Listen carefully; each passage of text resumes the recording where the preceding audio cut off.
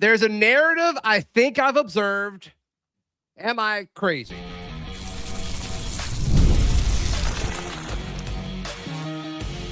You are Locked On Auburn, your daily podcast on the Auburn Tigers. Part of the Locked On Podcast Network, your team every day. Yes, welcome on into Locked On Auburn, your daily Auburn Tigers podcast. I'm your host, Zach Blackerby. Thank you so much for making Locked On Auburn your first listen every single day. Part of the Locked On Podcast Network, now the #1 sports podcast network. Darrell, Dapprich, Montgomery radio legend, hanging out with us as we're dapping it up on this Friday. Auburn basketball has a close to impossible task on Saturday. What do they need to do? The running back situation, you think it's solid, you think it looks good, and this coaching staff, I don't know, I think doing something a little interesting there. We'll discuss that. But Darrell, with the addition of Deryc Plazz, backup left tackle for the Miami Hurricanes, who were pretty good last year, played in the national championship earlier this week. I think it's a solid addition. Didn't play a ton in 2024. Then he played in like 4 games, very, very minimal playing time last year for Miami. And something I've observed is anytime that, with the exception of a few, with the exception of Byron Brown and Keyshawn Singleton, and maybe a few others, but when there's an addition of a group of 5 starter, it's met with, okay, we'll see. And then when it's a P4 backup, Deryc Plazz, or even saying on the offensive line, same position with TJ Hedrick from Ole Miss, it's met with, okay, yeah, this makes sense. This is awesome. And I don't want to downplay the addition of Hedrick or Plazz because I think they both make sense. So we'll discuss why in a second.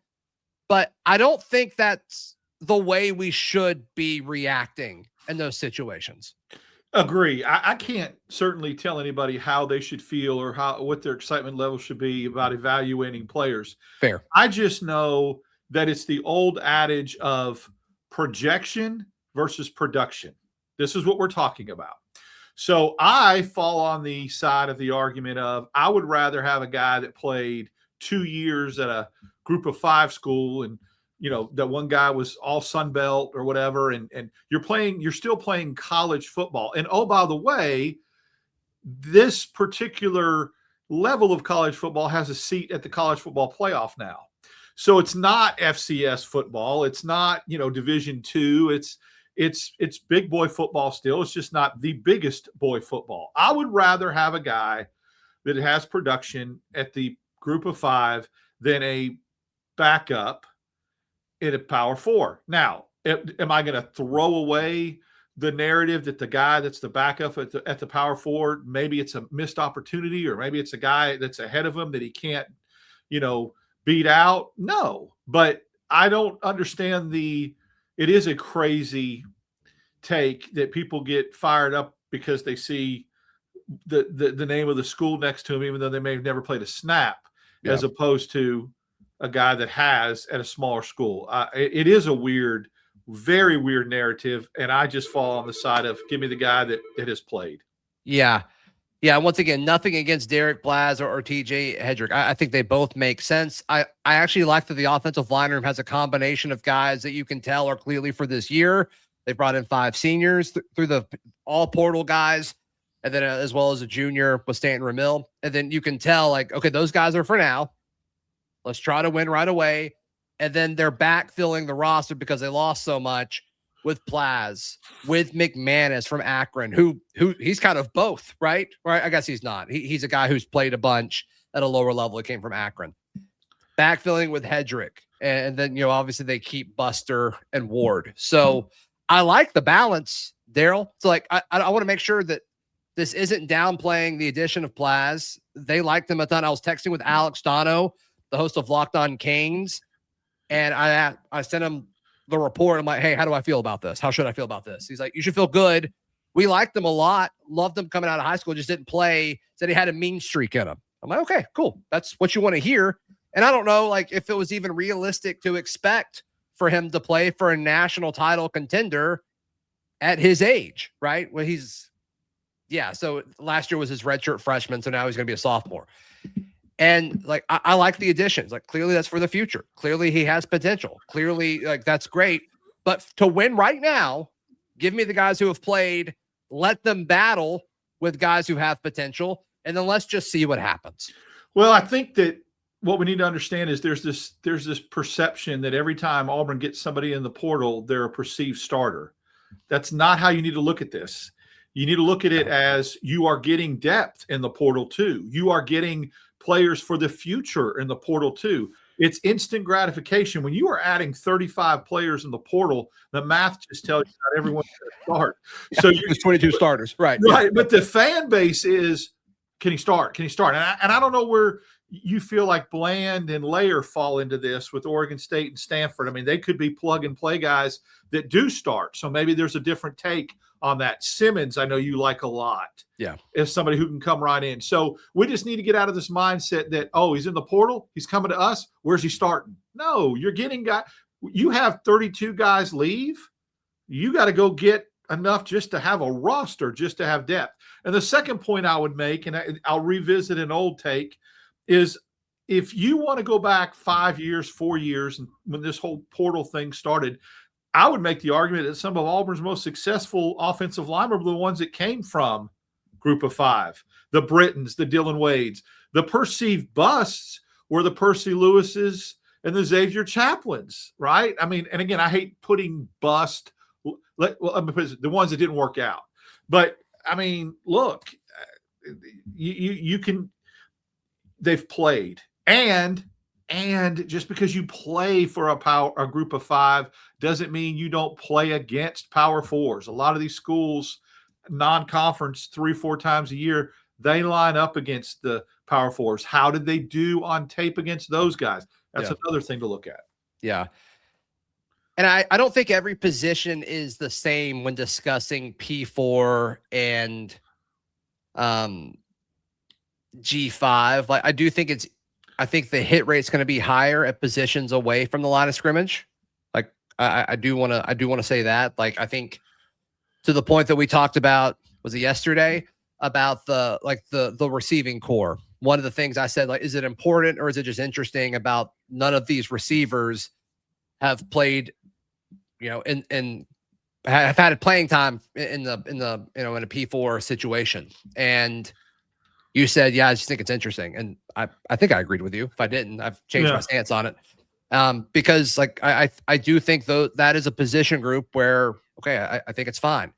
Linebacker, I think I'd want some P4 guys, and that's what Auburn has. They've made a decision to retain their linebacker room. Quarterback, I think we've seen both. I think we've seen plenty of guys kind of level up, maybe not at Auburn, but elsewhere, like going from G5 to P4. And that's what we're seeing with Byron Brown. So I don't think every position is the same. But when it comes to offensive line, I like the balance that they've done. And I think Deryc Plazz, the latest addition from Miami, is a big part of that. Ironically, even before the portal was a thing, when you got a transfer occasionally because it was a person that was going up a classification, Auburn did really well with the Penn offensive lineman that started with Jack. I can't think of his last name. His first name was Jack, and he ended up getting drafted by the Eagles in the second or third round. Jack Driscoll, Casey Dunn, Reese Dismukes. I mean, you've gotten transfers that have come in that have played right away, that have come from a lower level of football. And of course, because that was, you didn't have to sit out, right? Under the old rule. So I think that it's okay. It's okay. Yeah. But not everybody is a starter. And you build depth with guys like this, from Miami and that kind of thing. So we'll see. Yeah. Yeah. Auburn's running back situation. Little surprised. That's next right here on Locked on Auburn. Today's show brought to you by our friends at FanDuel. FanDuel is America's #1 sportsbook. Darrell, you know this. I know this. We all love FanDuel. At the time of us recording this, there's not a line yet for Auburn and Florida. I would assume Florida would be favored. So if you feel like the Tigers got something, maybe seek out the Auburn money line on Saturday. And then, of course, probably the most bet on things this weekend will be the championship games for the NFL. The line has moved. The Patriots now just a 4.5-point favorite heading to Denver. And then the Seahawks still a 2.5-point favorite hosting the Rams. Of course, the winner of those games will head to the Super Bowl. So get in on the action. Visit FanDuel.com or check out the FanDuel app today. Today's show also brought to you by our friends at Kia Autosport of Columbus. We all love Kias here. But let me tell you what, we all love customer service, and to not feel like we're being gypped and to feel like we're being taken care of when you're making a massive purchase, Darrell, that's a big deal. You don't want to feel hustled. You don't want to feel rushed or pressured. Our friends at Kia Autosport Columbus get that, and I love that about them. Absolutely. People have so much anxiety and concern about going and getting a vehicle, and they make it really easy. They take that all away for you. Yeah, so you can check out their full inventory online at Kia Autosport Columbus, or go see them in person right off of Whittlesey Boulevard in Columbus, Georgia. Mention the show, mention Locked on Auburn, you get $500 off any new Kia. Crazy deal. Once again, KiaAutosportColumbus.com. Thank you so much for making Locked on Auburn your first listen every single day. Little surprised that Auburn appears to be pursuing running back still, despite having an absolutely loaded running back room already that we've talked about. Little surprised that they keep seeking other guys out. Darrell Dapprich. This has to be a forward future projection. I was shocked. I think the running back room outside of the defensive back room is one of the most loaded, crowded that Auburn has on its roster. I mean, you've got four guys that can play, going to get snaps. And then you've got Alvin Henderson, who's unproven. And then you want to go get this kid from Old Dominion, that Traquan Jones. Explosive. I get it. But I mean, where's he fit in? Where's the room? Where are you going to put him? Is this a situation where you get a kid and say, okay, bide your time, be patient. Next year you can compete for playing time. That would be awesome. We've got 2 or 3 backs that are probably looking to move on, and you'll have your opportunity. Are you selling that to a kid? Is that what you're selling to him? I don't know. It makes no sense. I'm not questioning it. It's an embarrassment of riches. I get it, but it's hard to figure where this fits in, where he fits in. Yeah, and it's one of those things that would be super fun. Like it makes a ton of sense for Auburn. I don't know how much sense it really makes for Traquan Jones. I mean, has he only played in 2025? Is that right? I think so. And I'd like to see his offer list from any other schools that are recruiting him right now too. Yeah, I mean his average of 7.5 yards a carry is crazy. 105 carries for 792 yards. I mean, that is efficient. Like that's great. Yeah, that's awesome.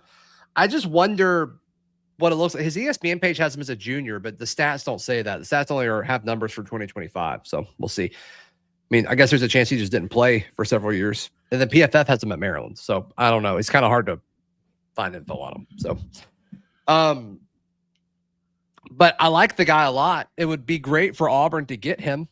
That'd be awesome. But I don't know why this makes sense for Traquan Jones to come here. Again, I'd like to see his offer list. If Auburn was the only SEC school offering him, then it would be like, oh, okay, he's content just wanting to go play in the SEC. Is there any – I'm just trying to figure out something. I'm not saying that it is this. I'm just speculating. Is there any chance in this is how they feel about Alvin Henderson? Well, if that's the case – well, I mean, it could be, but he didn't get in the portal. He's staying there. He's wanting to, compete for a job. So I just think it's not an area of need, and it is so overloaded right now. I mean, there's 5 backs, 4 of which have seen snaps in the previous year, 2 of which have seen significant snaps. Where's that fit in unless it's a 3 of which significant snaps? Yes, I'm sorry. Washington Davenport. Yes, that's right. Yeah. I keep forgetting about Davenport getting those snaps at USF. So I don't know. It just doesn't. There's got to be some sort of reason for it. It just doesn't make sense on paper. But again, maybe they're just saying, "Hey, we think you've got a lot of potential. Are you willing to wait your turn when a couple of these backs clear out next year and see what happens? You could be in our future plans." The future dynamic of a guy like him and a guy like Omar Mabson, 2 very different backs. Like I think Cobb can do what Traquan Jones can do. Like I think they're similar.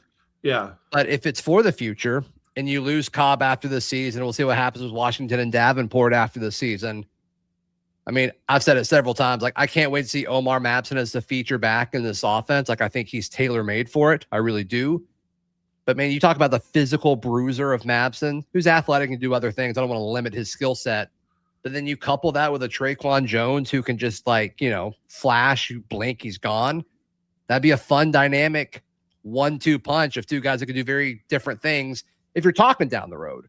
But I just think with his production, I think Traquan Jones can get like playing time somewhere. Like, I think he can pick somewhere where he has a clearer path to playing time. So it just kind of depends on what he wants. And it could be a Power 4 school. I mean, it doesn't necessarily have to be in the SEC, but there's a ton of ACC schools I think that would absolutely, you know, jump at the chance to get him on their roster. So I don't know. Yeah.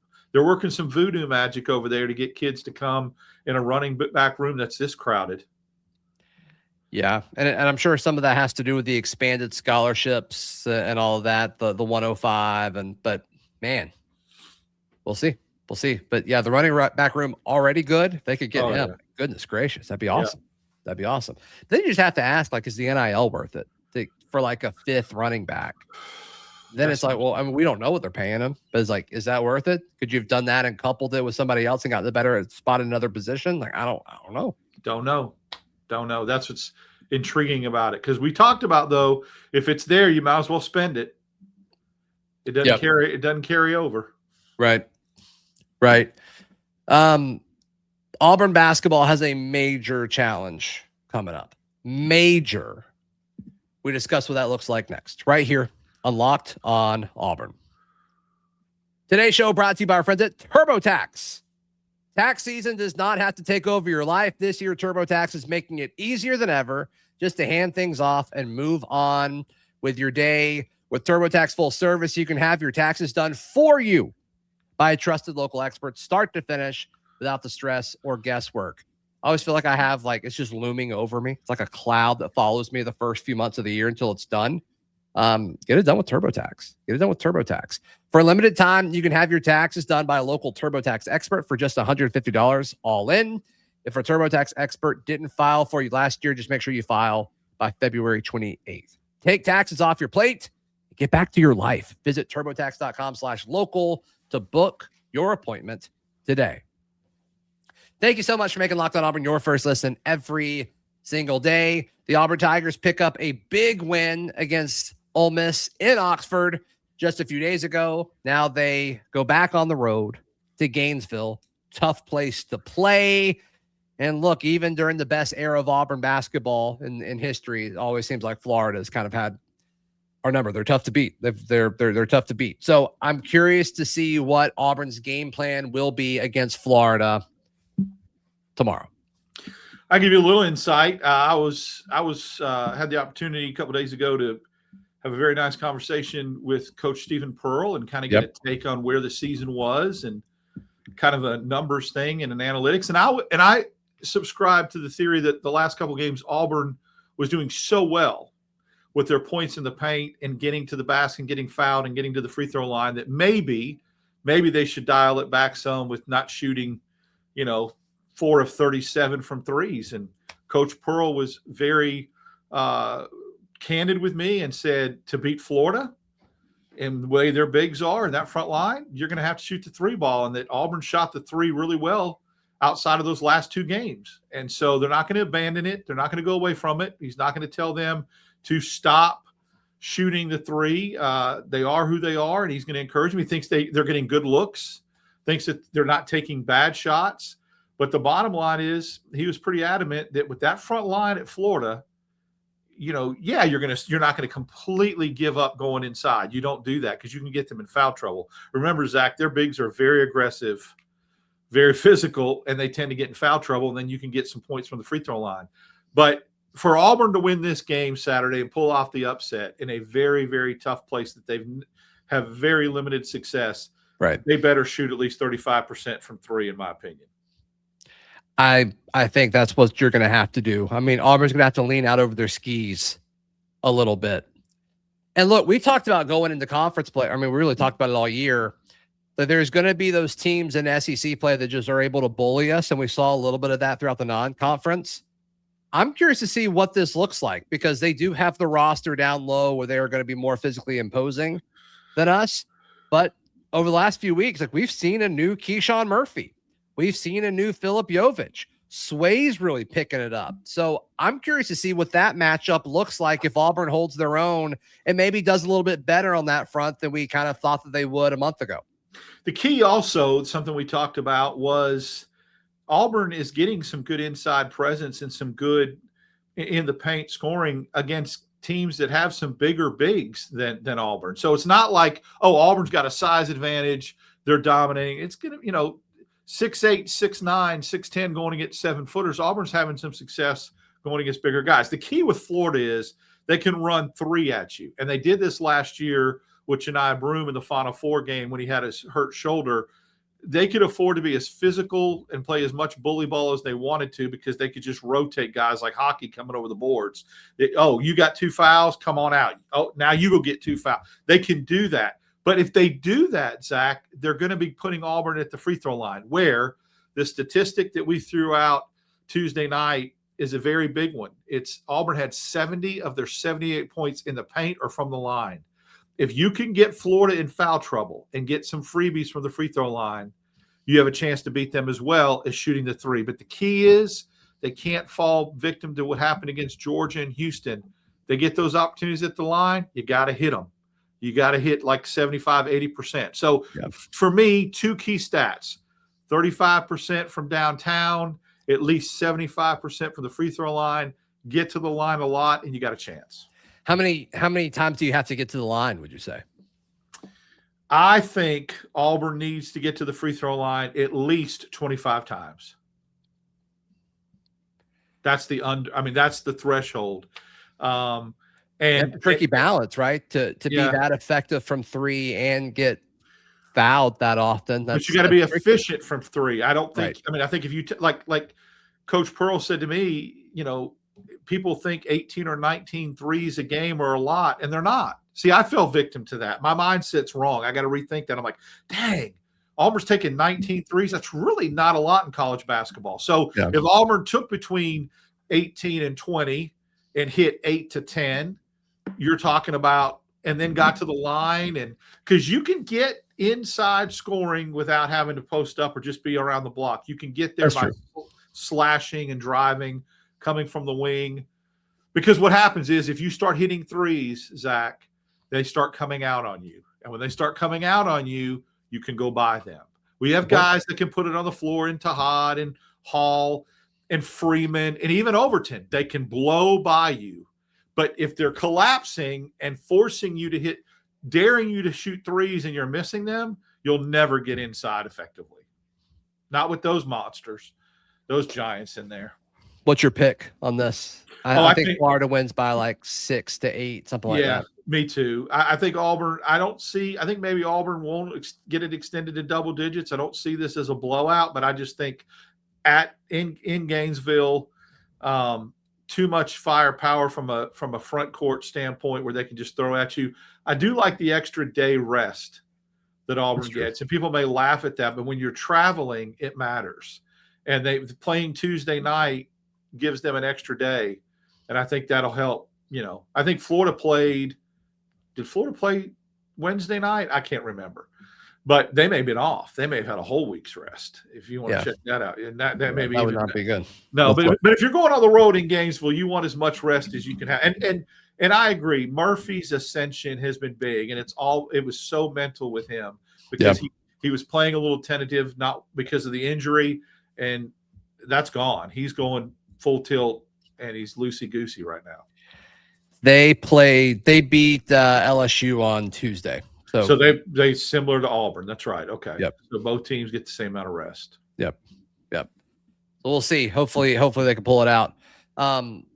We'll be live. I think Hunter Bussey will be live with me following that game. So be sure to subscribe and make sure you tune in for that. And if you're an audio listener, we'll post it as soon as we're done, as we do every other game. So Darrell, how can people check out everything you've got going on?